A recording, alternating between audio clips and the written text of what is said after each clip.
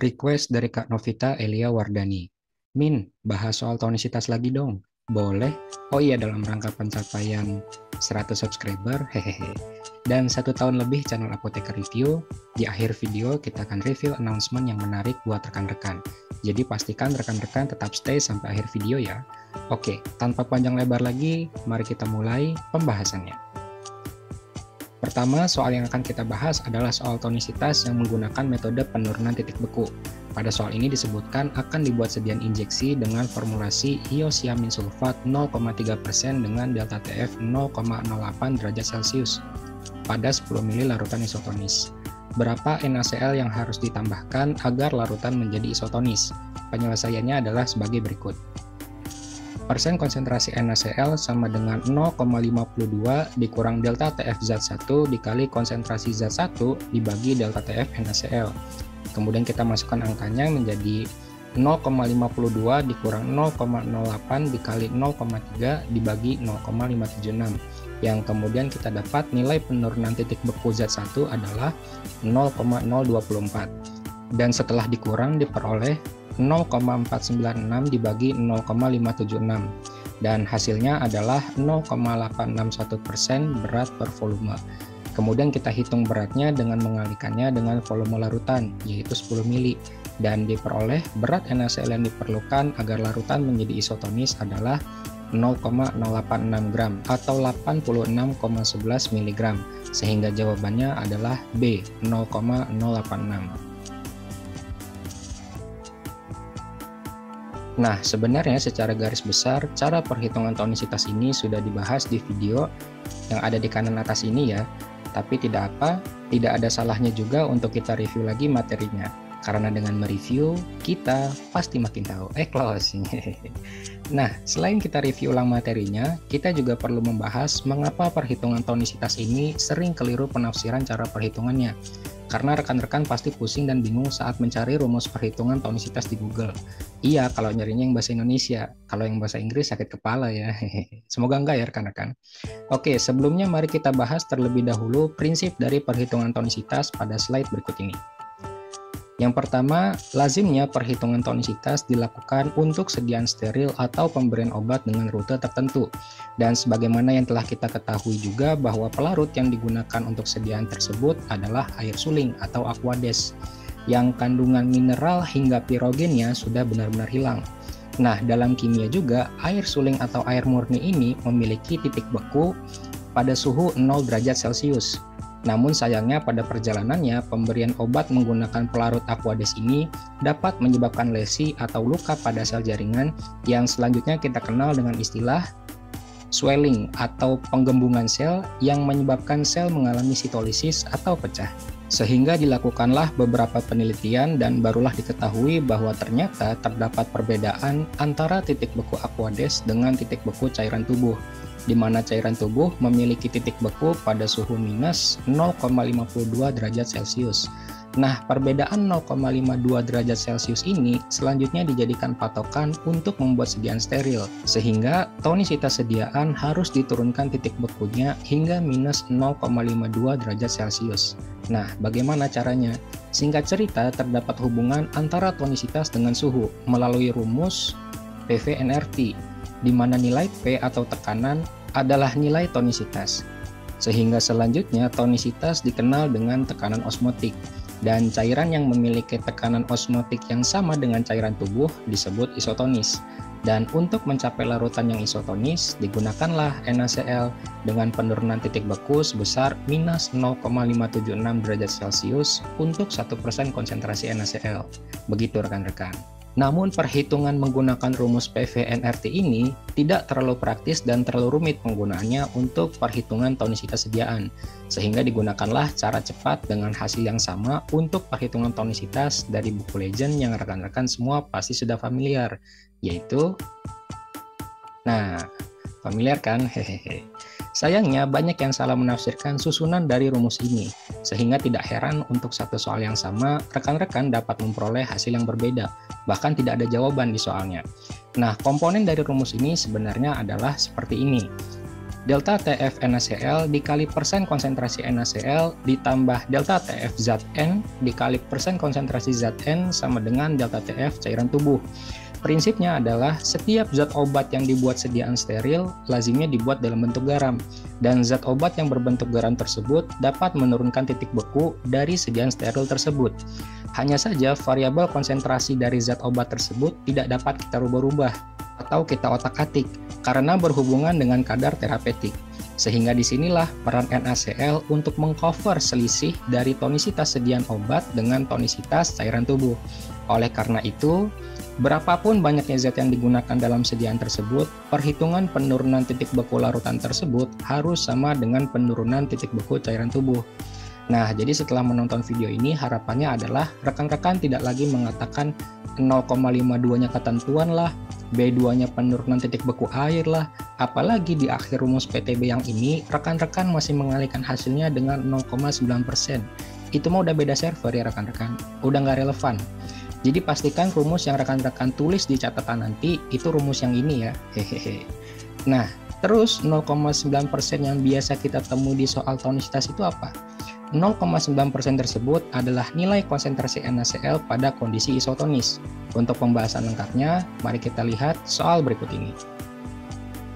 Soal nomor 2. Dilakukan pembuatan sediaan dengan formulasi sebagai berikut.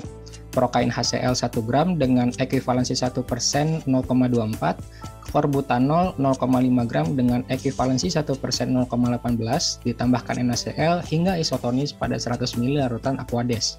Berapa NaCl yang harus ditambahkan agar larutan menjadi isotonis? Penyelesaiannya adalah sebagai berikut. Delta persen konsentrasi NaCl sama dengan 0,9% dikurang konsentrasi zat 1 dikali ekuivalensi zat 1 dikurang persen konsentrasi zat 2 dikali ekuivalensi zat 2. Kemudian kita masukkan angkanya menjadi 0,9% dikurang 1% dikali 0,24 dikurang 0,5% dikali 0,18. Nah, konsentrasi prokain 1% ini dari 1 gram per 100 mili ya rekan-rekan. Karena untuk berat jenis air kan 1 gram per mili. Begitupun dengan konsentrasi klorbutanol yang 0,5%.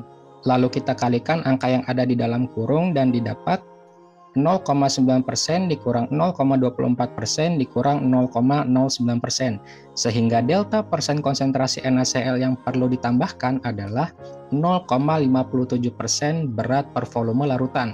Kemudian kita kalikan dengan volume 100 ml larutan untuk memperoleh berat NaCl yang perlu kita tambahkan. Dan didapat nilainya adalah 0,57 gram atau 570 mg NaCl.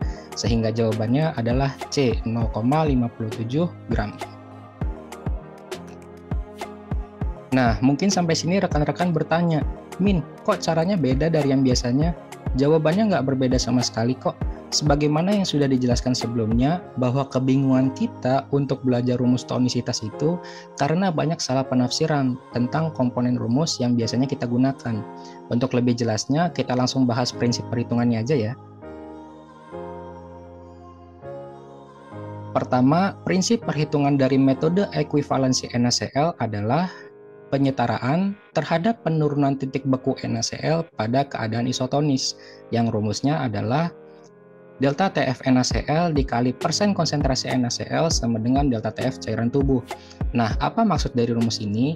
Maksud dari rumus ini adalah untuk mengetahui berapa konsentrasi NaCl yang diperlukan untuk mencapai larutan yang isotonis tanpa ada campuran dari zat lain. Sehingga persen konsentrasi NaCl sama dengan delta TF cairan tubuh dibagi delta TF NaCl, yang angkanya sudah kita ketahui ya, yaitu 0,52 untuk delta TF cairan tubuh dan 0,576 untuk delta TF NaCl. Sehingga persen konsentrasi NaCl pada keadaan isotonis adalah 0,9%. Nah, 0,9% ini selanjutnya digunakan untuk menjadi patokan perhitungan ekuivalensi NaCl. Jadi, berapapun zat yang dimasukkan ke dalam larutan, ekuivalensinya harus sama dengan 0,9% berat NaCl per volume larutan. Nah, pertanyaan selanjutnya adalah, bagaimana menghitung ekuivalensi zat obat terhadap NaCl? Jawabannya adalah dengan menghitung selisih penambahan NaCl untuk membuat larutan tersebut menjadi isotonis, yang penjelasan lengkapnya ada pada contoh berikut ini. Diperlukan 0,76 gram NaCl untuk 1% atropin sulfat 100 ml. Berapa ekuivalensi atropin sulfat? Jawabannya adalah E atropin sulfat sama dengan 0,9% dikali 100 ml dikurang 0,76. Karena tadi ditambahin 0,76 gram ya, hasilnya adalah 0,14 gram NaCl. Sehingga ekuivalensi atau E1% atropin sulfat adalah 0,14 gram NaCl. Nah, jadi 0,76 gram NaCl yang ditambahkan itu adalah selisih atau delta berat NaCl atau delta konsentrasi NaCl yang biasanya kita cari di soal UKAI. Dan yang paling penting adalah karena delta atau selisih NaCl yang kita dapat berada dalam bentuk gram, maka 0,9%-nya harus kita kalikan dengan volume terlebih dahulu agar dapat dikurangi. Karena satuannya harus sama ya. Bisa rekan-rekan catat dan pastikan bahwa persen konsentrasi berat per volume ketika dikalikan dengan volume hasilnya adalah berat, bisa dalam satuan gram atau miligram. Nah, selanjutnya mari kita bahas bagian-bagian mana saja dari rumus ekuivalensi ini yang sering salah tafsir. Yang pertama dari rumus buku legend. Sebenarnya kedua rumus dari buku ini konsepnya benar, tetapi kadang kita yang suka salah tafsir karena tidak tahu asal-usulnya. Seperti rumus 2 ini, yang sebenarnya konsep awal hitungannya adalah volume sama dengan berat zat 1 dikali ekuivalensi zat 1 dibagi 0,9% atau 0,9 per 100. Nah, kalau dibagi pakai pecahan kan dibalik ya rekan-rekan.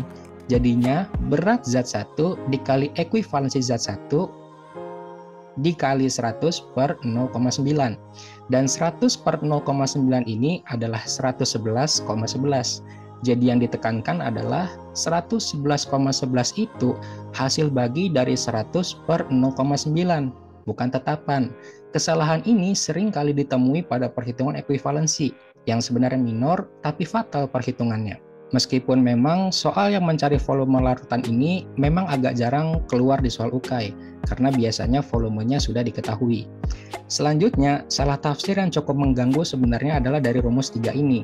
Sekali lagi, rumusnya benar, tapi kadang kita yang suka salah tafsir. Kalau mengambil pembahasan sebelumnya, 0,9% atau per 100 dikali volume, hasil yang kita dapat adalah berat, yang bisa dalam bentuk gram atau miligram. Nah, di rumusnya sudah jelas, berat zat 1 dikali ekuivalensinya zat 1. Ingat ya rekan-rekan, berat, bukan konsentrasi.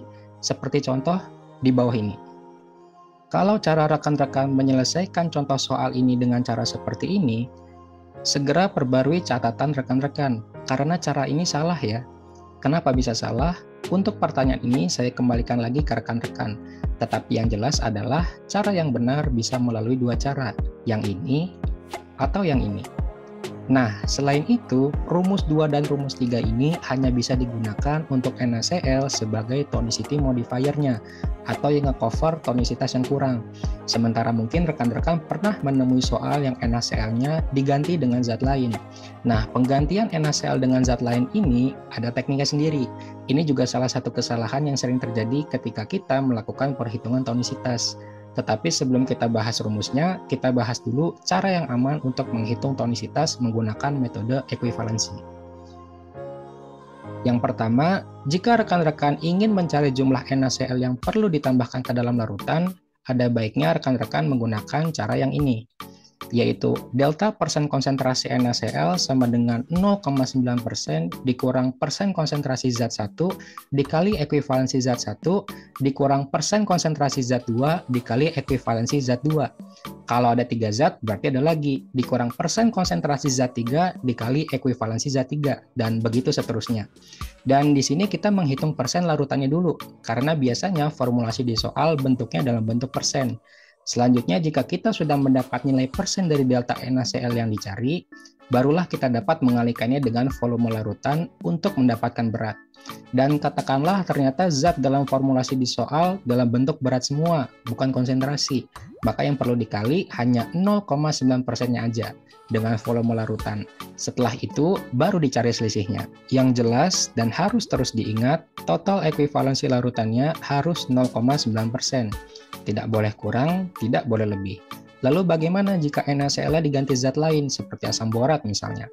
Mudah saja, delta NaCl yang ada di rumus diganti dengan konsentrasi zat pengganti NaCl dikalikan dengan ekuivalensi zat pengganti tersebut seperti yang ada di rumus berikut ini.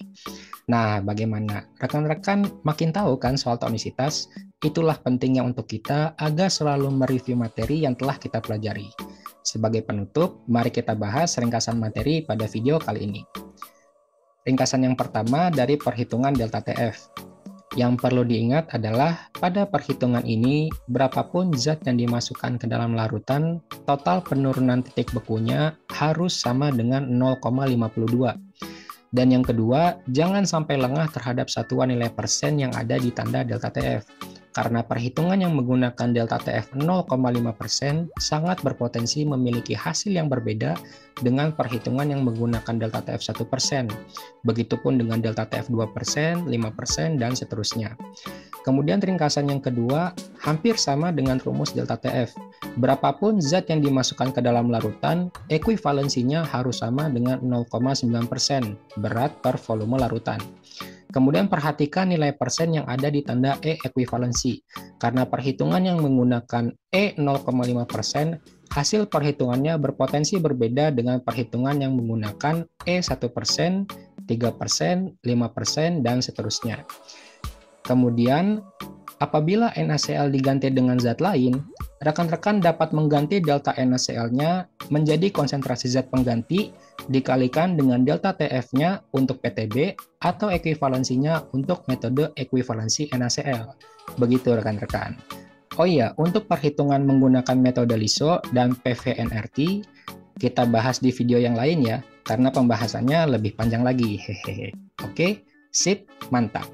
Nah, sebelum kita tutup video kali ini, ada pertanyaan sederhana untuk rekan-rekan. Pernah nggak rekan-rekan merasa ragu ketika menghitung soal dari tonisitas? Atau ketika sudah mendapatkan hasil perhitungan, tapi tidak tahu kemana mau validasi jawabannya? Udah ikut bimbel, tapi mentornya juga terbatas waktunya untuk validasi jawabannya. Kadang masih enak yang ikut bimbel, kalau belajar sendiri gimana?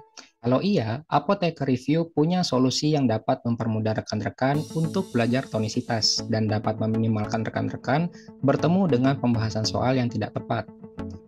Nah, ini dia. Jadi, ini adalah aplikasi kalkulator tonisitas berbasis VBA Excel atau Visual Basic Application di Microsoft Excel. Kalkulator ini bertujuan untuk memudahkan rekan-rekan memastikan jawaban dari soal yang rekan-rekan kerjakan. Jadi rekan-rekan bisa lebih pede untuk menghadapi UKAI. Atau misalnya setelah lulus UKAI, rekan-rekan mau buka bimbel. Untuk validasi soal yang rekan-rekan buat, bisa juga menggunakan aplikasi ini. Atau rekan-rekan sudah berpraktik dan biasa menghitung tonisitas larutan, aplikasi ini cocok banget buat dicoba.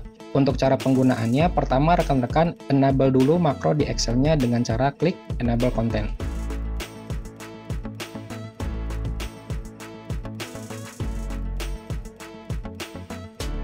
Setelah itu, rekan-rekan dapat memilih metode yang digunakan pada soal, seperti pada soal ini yang menggunakan metode PTB, sehingga mode kalkulator yang kita klik adalah metode perhitungan tonisitas dengan metode PTB. Hanya saja yang perlu diingat, konfigurasi atau settingan dasar di kalkulator ini hanya dapat digunakan untuk delta TF 1% dan ekuivalensi 1%. Di luar itu, hasil kalkulatornya tidak akurat. Kemudian kita masukkan angkanya, delta TF zat 1 sama dengan 0,14. Kemudian kita isikan 0,14 di sebelah sini. Oh iya, format koma di aplikasi kalkulator ini menggunakan titik ya rekan-rekan, bukan koma. Selanjutnya diisi konsentrasi sebesar 1%. Karena 0,1 gram dalam 10 ml larutan sama dengan 1% ya rekan-rekan.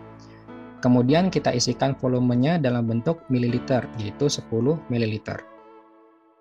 Lalu, karena kita mencari nilai berat NaCl yang perlu ditambah, maka setelah data diisi, kita cukup klik hitung berat NaCl. Dan voila, didapat hasil berat NaCl yang perlu ditambahkan dalam satuan gram dan miligram. Dan hasilnya sama ya rekan-rekan untuk perhitungan yang manual. Dan jawabannya adalah D, 0,066 gram. Untuk lebih lengkap penjelasan fiturnya, akan kita bahas di video tutorial short setelah video ini rilis. Sebagai informasi tambahan, aplikasi ini hanya bisa digunakan di OS Windows PC saja, karena basis VBA Excel belum support di OS Android atau OS Apple. Kalau rekan-rekan ingin support mengembangkan aplikasi ini, rekan-rekan bisa banget support Dana dengan transfer melalui OVO yang ada di link download yang ada di deskripsi. Boleh seikhlas dan semampunya aja. Dan kalaupun belum bisa support Dana, rekan-rekan masih bisa support dengan share link download di deskripsi atau share materi ini ke kelompok belajar yang lain. Jangan lupa subscribe juga ya, hehehe. Oh iya, terakhir, admin sadar aplikasi ini masih banyak kekurangan dan mungkin ada bug-nya. Tetapi setidaknya ini masih lebih baik ketimbang rekan-rekan bertemu dengan penjelasan soal yang salah. Untuk feedback dari aplikasinya, rekan-rekan bisa tinggalin komentar di video ini ya. Mau itu positif atau negatif, sampaikan aja, hehehe. Dan jika ada pertanyaan, jangan lupa tinggalin juga di kolom komentar ya, untuk kita proses. Insya Allah akan kita bantu jawab di video berikutnya. Selalu ingat, dengan mereview, kamu pasti makin tahu.